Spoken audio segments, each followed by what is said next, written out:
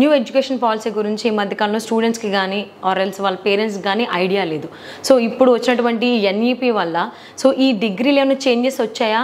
So changes వచ్చినవి మనకి అంటే ఐ మీన్ లైక్ స్టూడెంట్స్కి ఏ విధంగా బెనిఫిట్స్ ఇస్తుంది? అందరికీ అర్థమయ్యేలాగా చెప్తాను మేడం. ఎన్ఈపి ఎలా పనిచేస్తుంది అనేటువంటిది. ఓకే.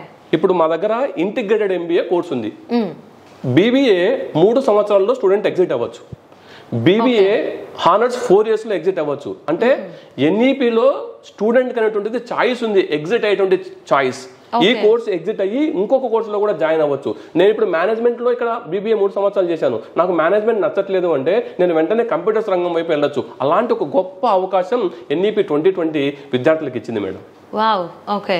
సో అది మనం ఎప్పుడైతే జాయిన్ అవుతామో అప్పుడే చూస్ చేసుకోవాలా? 3 years ఆర్ ఎల్స్ 4 years? అలా ఏం లేదు మేడం. విద్యార్థి యొక్క ఇంట్రెస్ట్ ఎప్పుడు అతను ఎగ్జిట్ కావాలి అనుకుంటే అప్పుడే అతను ఆ రంగం వైపు వెళ్ళేటువంటి గొప్ప అవకాశం ఎన్ఈపిలో ఉంది మేడం.